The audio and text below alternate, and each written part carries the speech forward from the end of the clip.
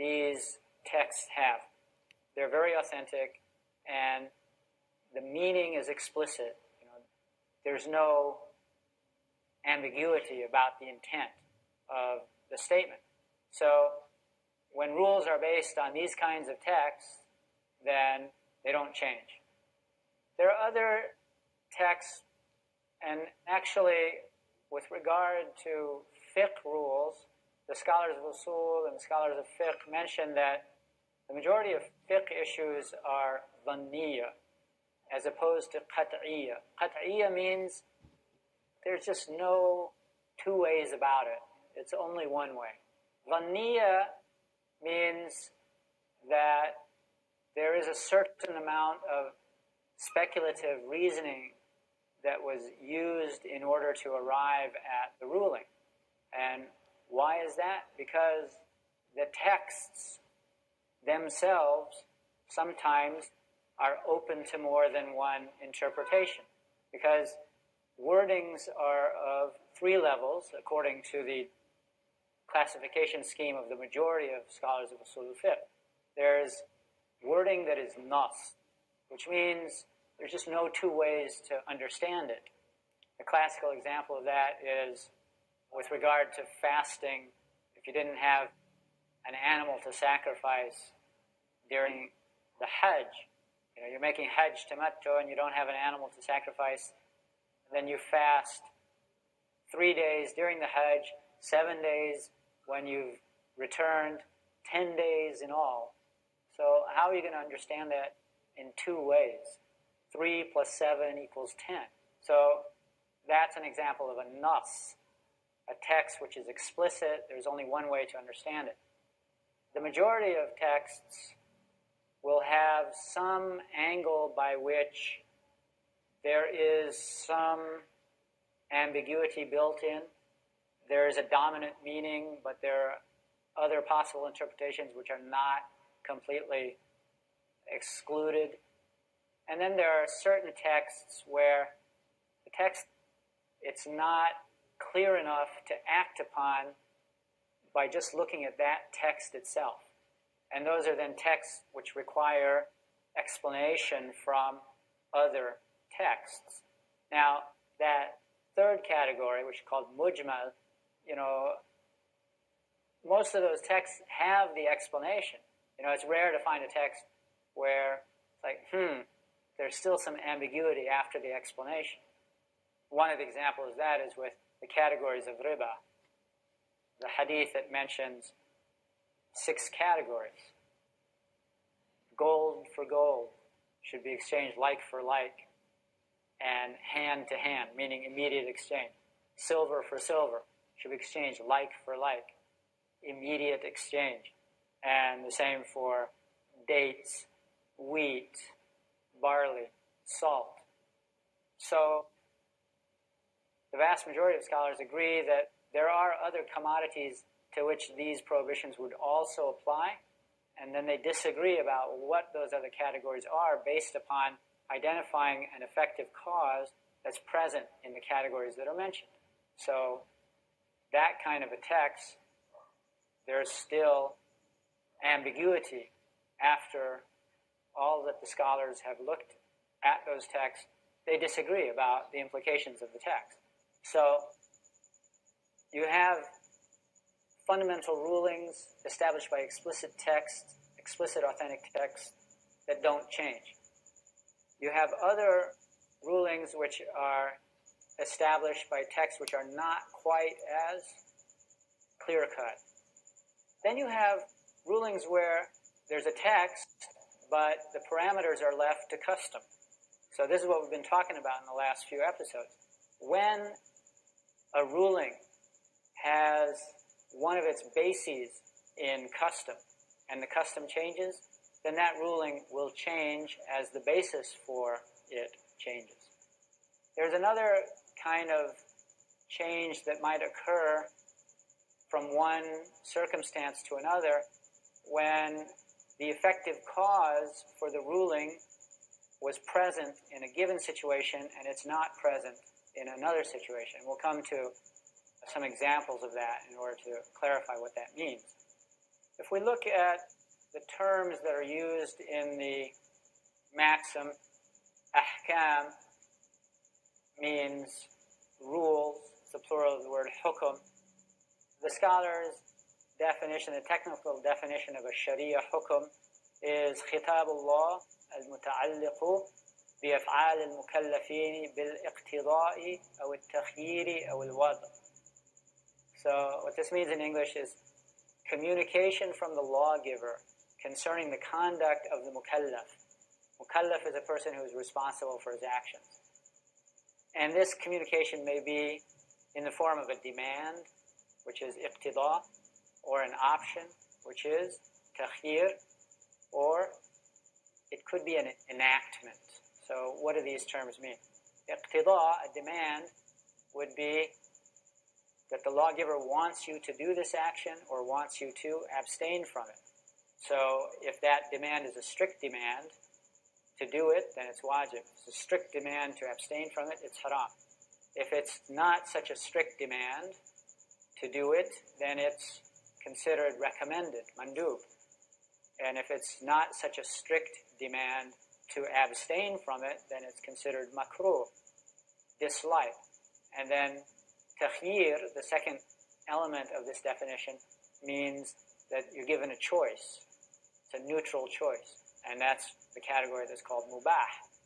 Now, al-wad is this other thing. It's another category. It's a type of Sharia hukum which serves this first two categories, which is the request and the choice. Wad means assignment. So what it means is that in order to recognize when a given Sharia rule will apply in a real situation, the lawgiver has set up certain markers. Okay, when you see this, that means it's a trigger. This ruling comes into effect. Okay, but in order for that trigger cause to have its effect, certain conditions have to be fulfilled, and impediments must be absent. So we've referred to these three concepts of the trigger event, the cause, which is known as sabab, the shart, which is the condition, and the mana, which is the impediment. We've talked about these in passing or in detail in other episodes. Now, if the sabab of a ruling is present in one situation, absent in another, then the rule doesn't apply when the sabab is absent. Let's take a break and we'll pick up in a minute or two.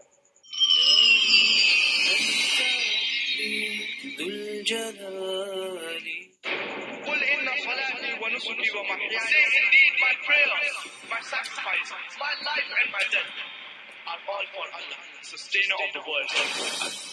Dynamic. I challenge any human being to point out a single fundamental of Islam In youthful quest. which is against humanity as a whole. Iconic, inspiring, encouraging. Don't judge Islam based on the following. Tariq Naik. Judge Islam based on the authentic sources, that is the glorious Quran and the authentic Hadith. Son of the world-famous orator on Islam and comparative religion, Dr. Zakir Naik. Allah subhanahu wa ta'ala is giving us an opportunity to do a proper job and to earn a profit reward. A star above par in Teens Star. Next on Peace TV.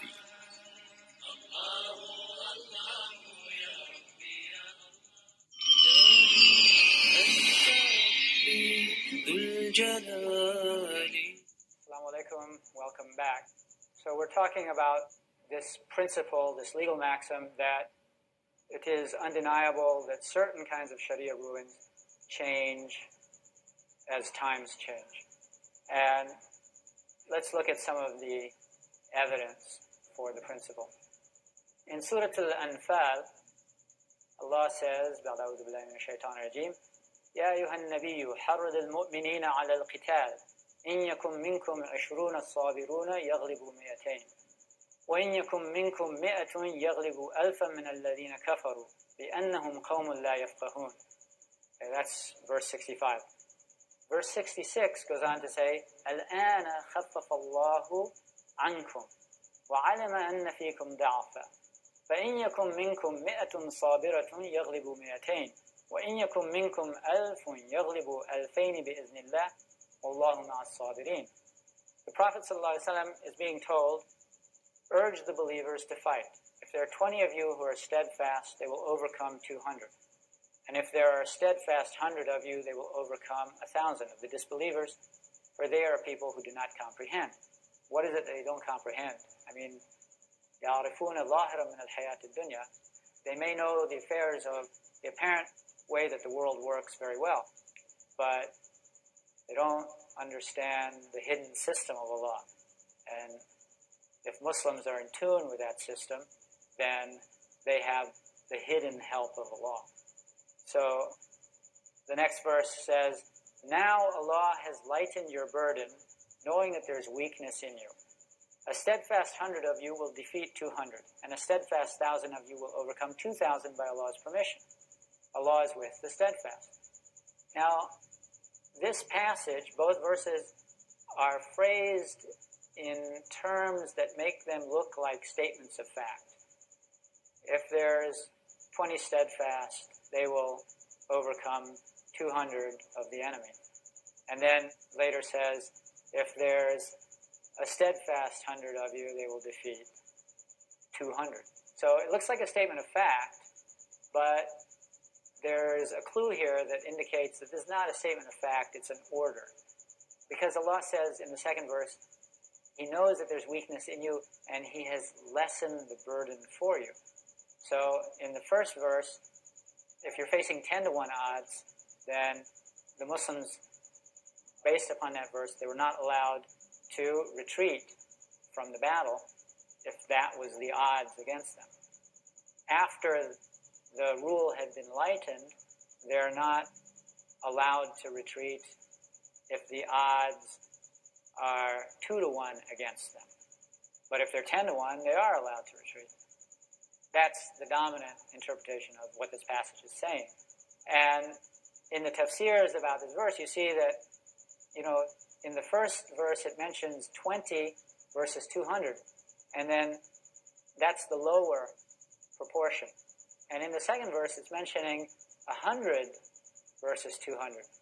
And so the scholars of tafsir, they mention that this is a hint or an allusion to the fact that at the time of the first verse, the numbers of the Muslims in general were not very many. And that by the time of the second verse, their numbers had increased. So at the time of the Battle of Badr, for instance, the Prophet ﷺ, he made dua to Allah. He said that if this group is defeated today and exterminated, there will be nobody left who worships you alone on the face of the earth.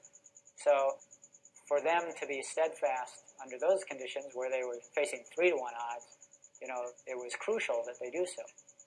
Now, in discussing this verse with my colleagues, one of my learned colleagues, he was of the opinion, this verse, the original verse that was quoted here, has not necessarily been totally abrogated in the sense that Muslims in a given country, in a given situation, they may be facing those kinds of odds where they're not being helped by the rest of the Muslims, which is a common, unfortunate feature of our current situation.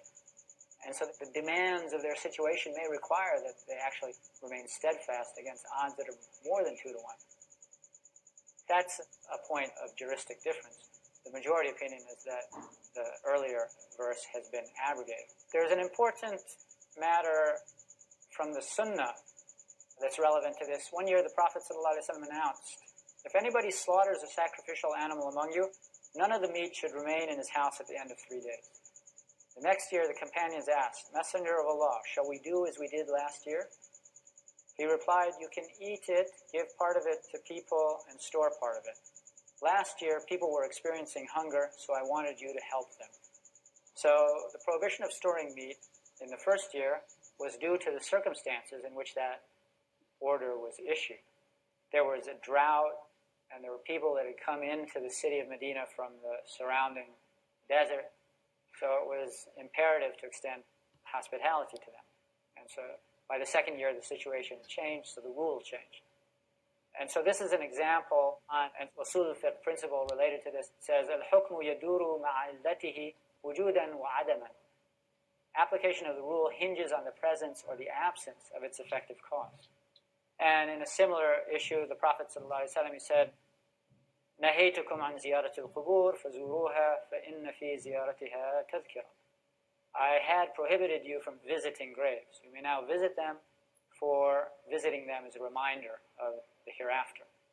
So the original prohibition was due to certain beliefs and customs of the pagan Arabs associated with visiting graves. And after time, the new Muslims had become more firmly established in their understanding of Islam. So the fear of them lapsing into those pre-Islamic customs had dissipated, and so the reason for that original prohibition had disappeared, and the prohibition disappeared.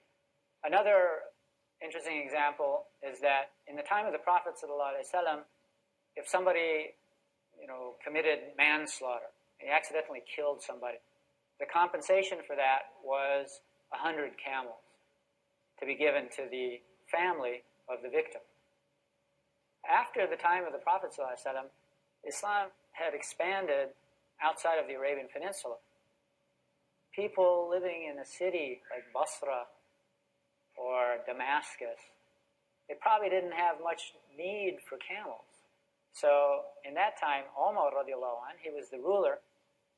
He realized, some people don't have camels, period, and the recipients may not have any particular need for them. And it would be much more convenient for people who were living in cities to pay the diya in gold or silver. And so there was one place where their dominant currency was silver, and so he fixed the diya based upon the value of camels at 12,000 dirhams, and another place where their dominant form of money was gold, then he fixed it at 1,000 dinars.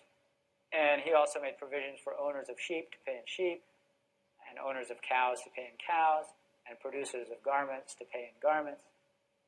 Now, another example from the Sunnah was that when the verse was revealed prohibiting alcohol, the Prophet ﷺ also prohibited the Muslims from using certain containers.